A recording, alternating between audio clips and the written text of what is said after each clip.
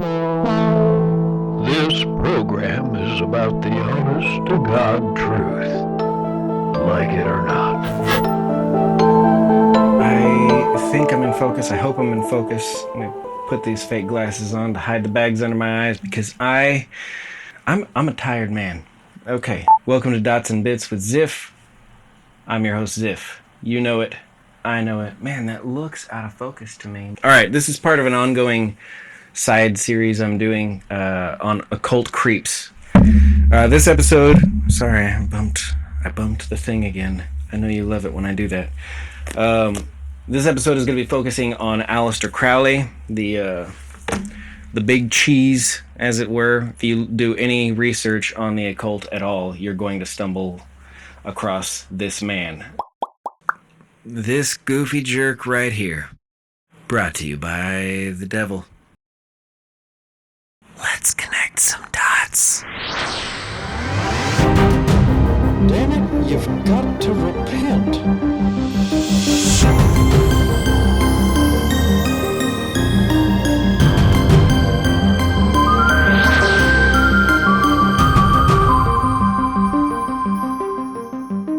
Aleister Crowley. I've got some notes here. Just some simple. You can find this stuff anywhere. A lot of this is straight from the Wikipedia website for the guy. Aleister Crowley, the wickedest man in the world, referred to himself often as the Beast. And you'll find in his writings he betrays himself a lot for like a devout pagan. This guy makes a lot of just straight biblical references in his work. Anyway, born Edward Alexander Crowley, he picked the name Aleister for himself. Allegedly, he read somewhere that the formula for having a name that makes you most likely to end up being a famous person is a dactyl followed by a spondee. And I've always found that hilarious for any of you English nerds out there, because the name Crowley is not a spondee, it's a trochee. A spondee, I mean, the word spondee is a spondee. It's two stressed syllables, spondee. If for Crowley to be a spondee, it would have to be pronounced Crowley instead of Crowley. It's stressed, unstressed. Anyway, you may not care. I find that funny because anytime like a super nerd is being pedantic and weird, but then they still get it wrong, I just find it hilarious. Who cares? Born 1875, died 1947. Humorously, and famously, he is noted as his final words on his deathbed having been, "I am perplexed, Satan, get out." Okay, Wikipedia also describes this man as an English occultist, a ceremonial magician, poet, writer, etc., etc. He is often associated with the organizations OTO, or Ordo Templi Orientis, and the religious cult Thelema.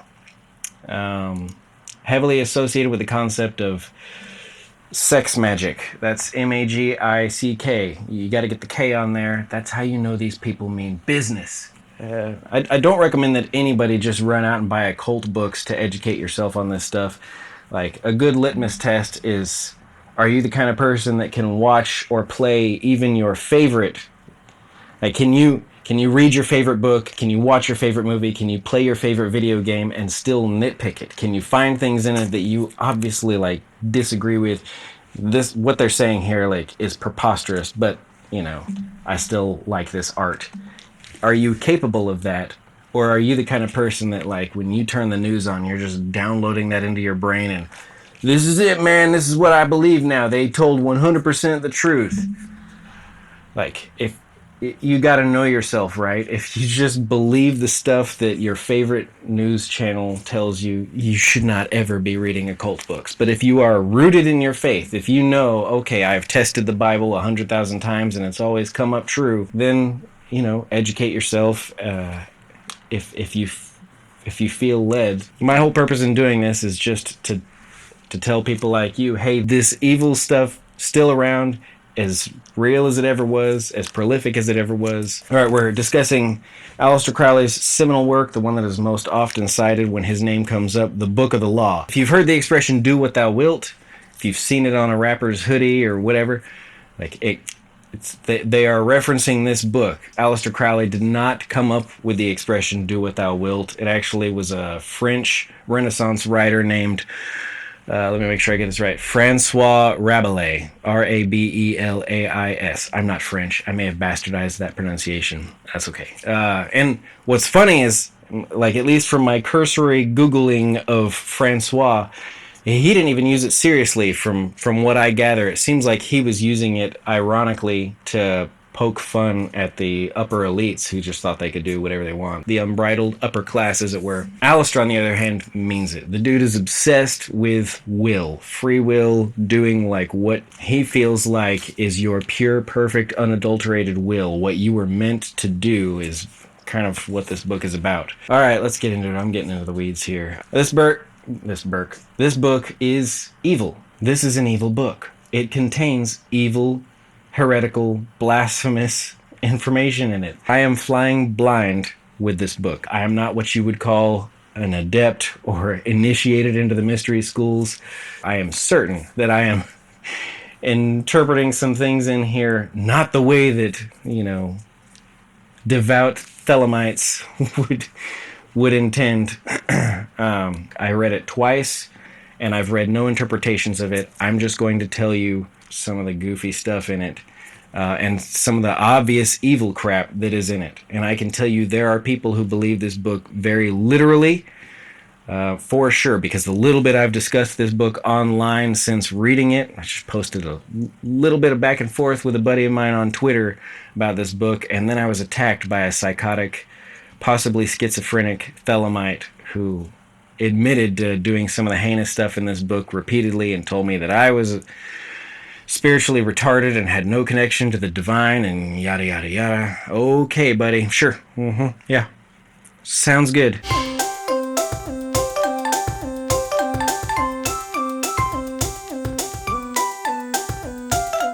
But I read it twice, and I'm going to tell you about it. It's a weird book. And this book contains information in the text about how its publishing is supposed to be handled, right down to like the red and black color motif throughout the book and its cover. The book is broken into a couple sections. So the first section is about the chapters of what was allegedly dictated. Let me back up. So in 1904, what allegedly took place is an entity called Aiwass dictated a book to Aleister Crowley and his, I assume, wife, the woman he calls the Scarlet Woman. Her last name is also Crowley. I find it a little bit. So he's got the section in the middle is that, what was allegedly dictated to him by this entity, Aiwass. The first section of the book goes through and he tells you a little bit of what each chapter is basically going to be about. So the first part is from Aleister's perspective about what was dictated to him. The second part, broken by chapter, is allegedly from the perspective of this entity, Aiwass, who I assume to clearly be a demon.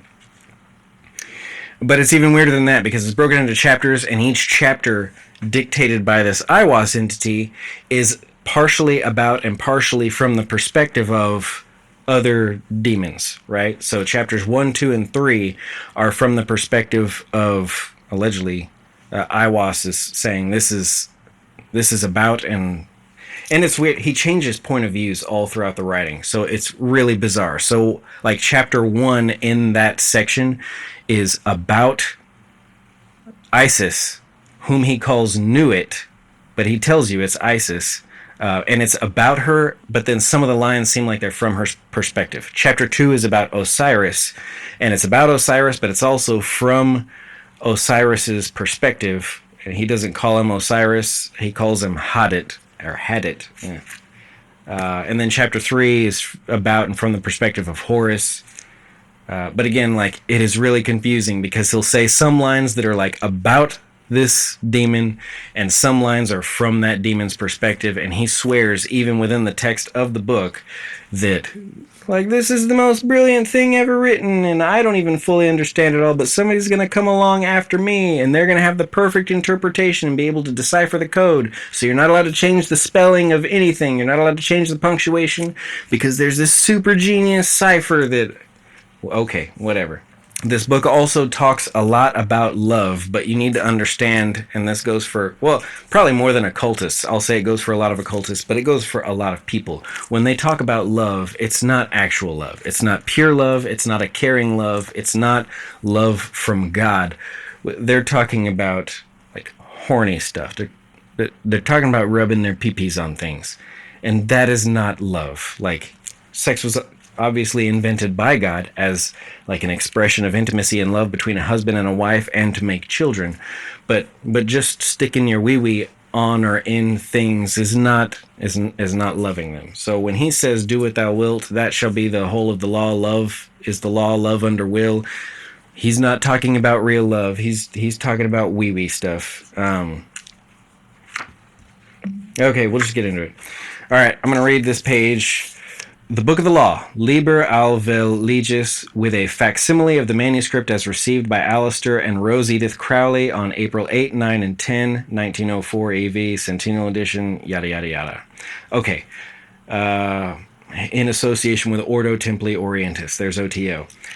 This is what I'm talking about. So the third section of the book, he mandates within the text of this book that anytime it's published, a facsimile of the original scribbles is always to be included with this book when it's published, which is weird. And part of that is because he insists that super genius cipher was employed to write it, and that someday some brilliant occultist is going to come along and be able to perfectly interpret this book when people are ready to receive that.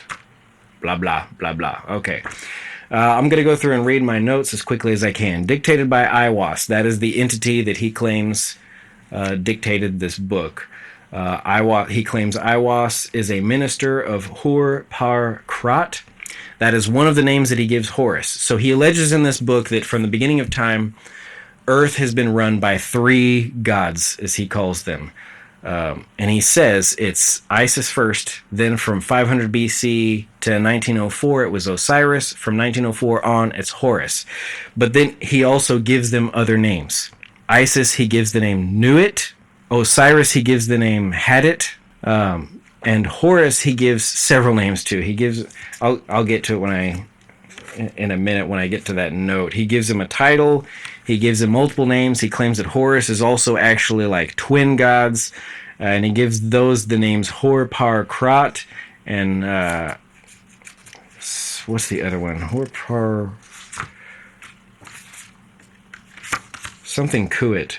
Yeah, Ra Hor Kuit and Hor Par Krat are the twin gods that he claims are actually Horus. But whatever. Yeah, so he claims that Aiwass is a superior being. Okay, and here's the bit about study these passages necessarily demands supreme human scholarship to interpret. It needs years of intense application. And that he says that is really ironic, because you'll see at the end of the book, he says that study of this book is strictly prohibited and that you should destroy this book after reading it once. Anyway, let's move on. Okay, Thelema under the guidance of Master Therion. Now, I have not looked up an interpretation of this book. I don't know what the Master Therion is. I don't know if this is Aleister referring to himself as some sort of priestly title, like he's the Master Therion, or what.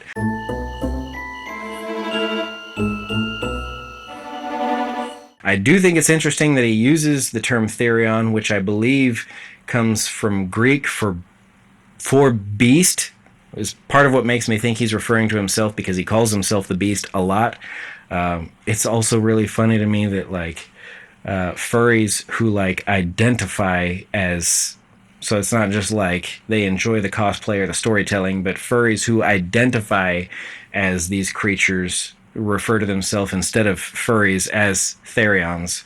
But anyway, spelled with an A. They spell it with an A instead of an O. He spells it Therion, but they come from the same Greek. Anyway, moving on. Okay. Yeah, here we go. Here's him talking about Isis and Osiris and Horus ruling the world in different eras. Horus, he gives the title Heru Ra Ha, and he says they are the combination of the twins Ra Hor Kuit and Hur Par Krat. Now, I'm sure there's some deep, profound, occult understanding of that I don't grasp just reading through this text. But there it is. That's the claim. What else we got? He talks a little bit about like just the zeitgeist of the age, all governments trending toward communism and restriction, and he's all about the liberation of man, right? And acting on your truest, purest will. So from his perspective, it seems like, and this lends a lot of credibility to the conspiracies going around about how like all this obvious evil and moving towards communism so that the bad guys pretending to be good guys can wipe out the bad guys and usher in this fake age of peace and enlightenment and liberation, right? Like there are a lot of people who believe the New World Order is, of course, we all know that's bad. We have movies for decades now telling us how bad that is, dystopian literature telling us how bad the New World Order is, so that when they fake a New World Order and then overthrow it, it'll seem like this wonderful age of peace. And while they're, crying peace and safety, death and sudden destruction shall come from above. Okay, so yeah, chapter 1 is about Nuit. That we're getting into like the actual dictated stuff from the entity. And he includes these wonderful little, sorry to put that on your screen, magic sigils. Just rebuke it in the name of the Lord. Like Jesus is more powerful than any of this crap. So chapter 1 of the dictated stuff had the manifestation of Nuit, the unveiling of the company of heaven. Every man and every woman is a star. Every number is infinite. There is no difference. Yada, yada, yada. I rebuke all this dumb crap. So yeah, this chapter partially is about Nuit and partially, again, who is actually Isis, partially about her, partially from the perspective of her. It's really weird. And he like just jumps like willy-nilly between philosophical ideas and then just weird horniness being covered in kisses and stuff from one sentence to the next. He's constantly mocking humanity and men throughout this. Calls them fools, refers to himself as the beast, and refers to the lady I'm presuming to be his wife as his scarlet woman. More use of like biblical terminology in his writings, which is just funny to me. Chapter 2 is about had it, more like had enough of this dipshit. Okay, and then there's this weird part, and it comes back later in the book, where suddenly he's just complaining about the concept of because, which I think plays into his obsession with free will. He does not like the idea of because. He doesn't like doing things and having some external reason. Well, I had to do it because, so-and-so put me in a position where I had to make a choice. And like, he hates because. He wants everything to just come internally from like, well, I wanted to do this, so I'm doing it. And what do? You get a guy that sticks his wee-wee in everything. Okay. He also has a weird part where he talks about like not pitying the fallen. What does he say here? Pitying not the fallen, I never knew them. I am not for them, I console not. I hate the consoled and the consoler. Yeah, so it's like, just do whatever you want to do. When people die, move on. That's how I'm taking that. He may mean something else by it, but more use of biblical terminology. He mentions like the sweet caress of hell's own worm. Okay. He also changes the spelling of those twin deities that are Horus or whatever. He uses different spelling a couple times, and you have to wonder, is it because he's a dum-dum, or is it really just playing into he insists that some magical cipher is to be employed that can get something extra out of this, and so the misspellings and like removing hyphens and letters from the name sometimes, if that means something. Who knows? Okay, what do we got here? More complaining about because. Okay, this is the truly horrific stuff. In the chapter from the perspective of Horus, he does have a ritual he partially describes in here where you make perfume. For perfume, mix meal and honey and thick leavings of red wine, then oil of abremelin, and olive oil. I don't know if I pronounced that right or not. Abremelin and olive oil. And afterwards soften and smooth down with rich, fresh blood. Fresh blood.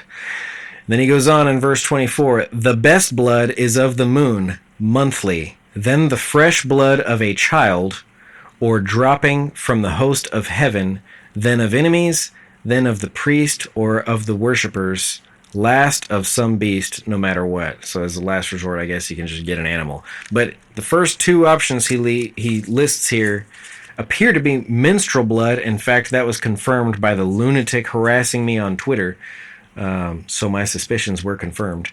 Then fresh blood of a child. I think I have misspoke before and said newborn. The text here says child, so I don't know if that's newborn. I know there are satanic rituals that involve the slaughter and consumption of baby parts, as horrific as that sounds, so that may be what he's describing here, or just any kid. Don't know. Either way, it's awful. And then verse 25, he says, this burn. Of this make cakes, and eat unto me. This hath also another use. Let it be laid before me, and kept thick with perfumes of your orison. It shall become full of beetles, as it were, and creeping things sacred unto me. Verse 26 says, these slay, naming your enemies, and they shall fall before you. It's like little voodoo bugs. The bugs that inevitably show up from this horrific stunt. Just use them as voodoo bugs and stomp on them while you list off like Timmy and Seamus and all the other people you hate. It's just like... And it sounds cartoonish, but then you find these Thelemites online that are dead serious about all this stuff. The algorithm on Twitter fed me this whole thread of Thelemites, and there was like the original post was a meme of Horus saying, you thought I was joking about all that stuff in chapter 3. Like... These people take it seriously. Anyway, moving on. Heinous, heinous, heinous stuff. Yeah, here he talks about how the red and black ink is to be used as a motif in this book. He mentions the occult concept of the circle squared.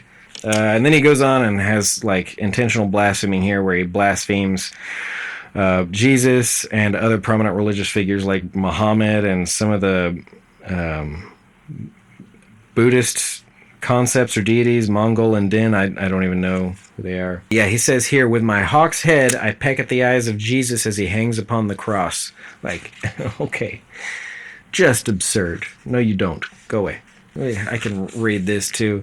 He insists that anyone who doesn't like this book is just lying about it. Yeah, he says, let him come through the first ordeal, and it will be to him as silver. Through the second, gold.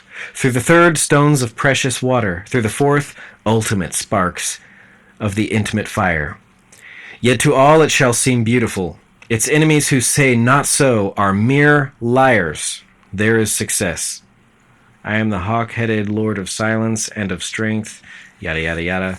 Yeah, so let all who read this talk about how beautiful it is. And anyone who says not so, they're just liars. They're just lying.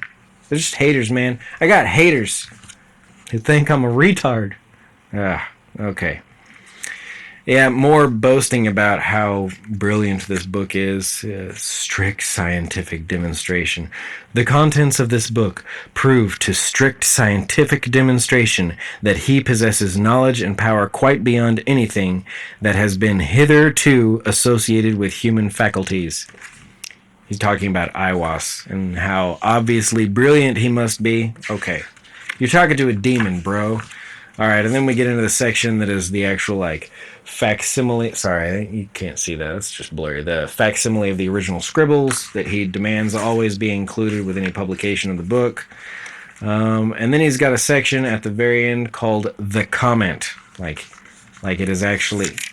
And he referred to the comment earlier in the book in his writings. He's, I think, in the ink section. But anyway, he's got the comment, and I can read this to you. Do what thou wilt shall be the whole of the law. The study of this book is forbidden. It is wise to destroy this copy after the first reading. Whoever disregards this does so at his own risk and peril. These are most dire. Those who discuss the contents of this book are to be shunned by all as centers of pestilence. That's me he's talking about. All questions of the law are to be decided only by appeal to my writings, each for himself. There is no law beyond do what thou wilt. Love is the law, love under will.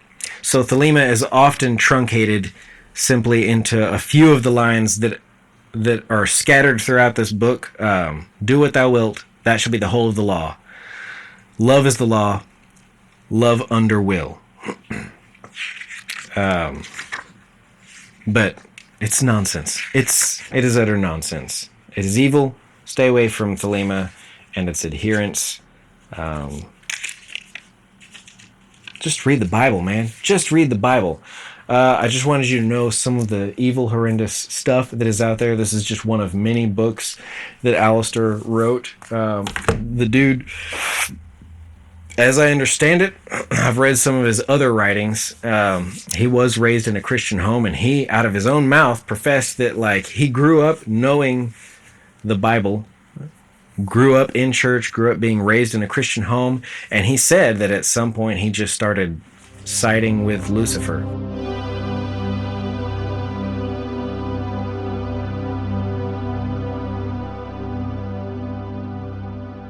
Evil crap. Yeah, that's all I got. So, love you guys. Thanks for listening. Sorry if I rambled. Sorry if I seem like a crazy man. Anyway, I love you guys. Thanks for watching. Be safe. Rebuke the devil. Read the Bible.